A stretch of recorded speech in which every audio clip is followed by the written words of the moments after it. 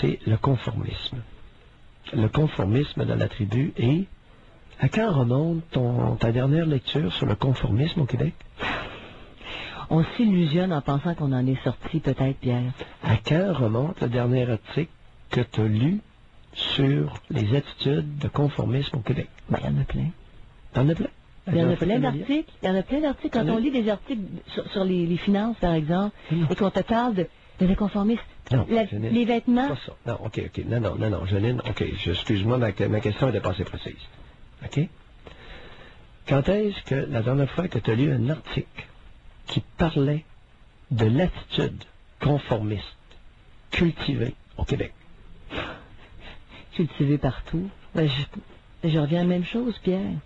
On parle de conformisme, puis je reviens aux vêtements. Dans certains milieux, c'est ça, tu es obligé de porter... Non, quand est-ce que tu as lu un article qui s'interrogeait, oui, à savoir, est-ce qu'au Québec, nous sommes conformistes, moyennement conformistes, peu conformistes?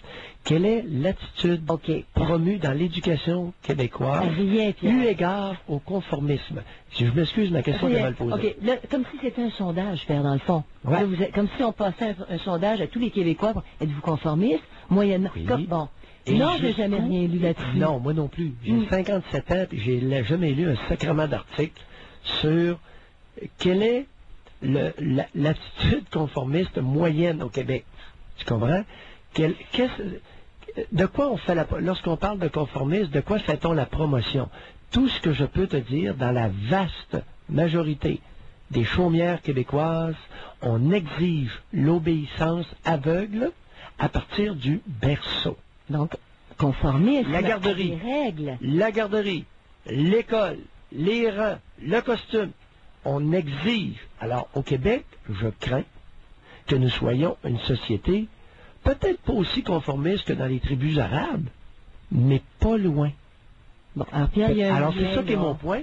Peut-être qu'on ne s'interroge pas là-dessus parce qu'on craint de découvrir qu'on exige au Québec, dans la tribu, dans les attitudes culturelles transmises d'une génération à l'autre, un taux de conformisme très élevé. Oui. Exemple, le port de la cravate chez les hommes.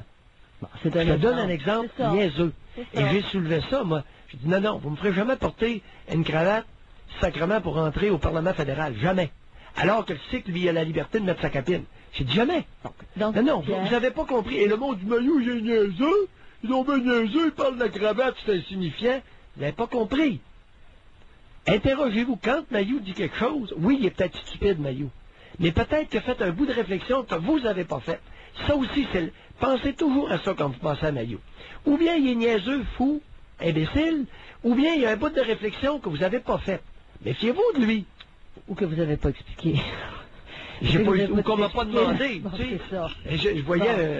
Je voyais quelqu'un qui faisait toute une sortie, puis Mailloux était insignifiant, il refuse de la politique parce qu'ils sont obligés de porter la cravate. Non.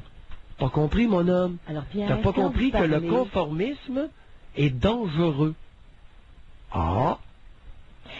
Mais Pierre, le conformisme, pour plaire à un conformiste ou à un code conformiste, tu vas tuer ton esprit de liberté. Tu vas tuer les pulsions personnelles. OK? Et pour plaire à quelqu'un... Attendez. Le conformisme, Janine, affirme que le conformisme peut tuer la liberté. Tu vas loin, Janine, là. Pour plaire à un conformiste. Est-ce que c'est un excès de langage ou si tu penses vraiment ce que tu viens de dire? Pierre, laissez-moi aller dans l'autre exemple, OK? Pour plaire à un conformiste. OK?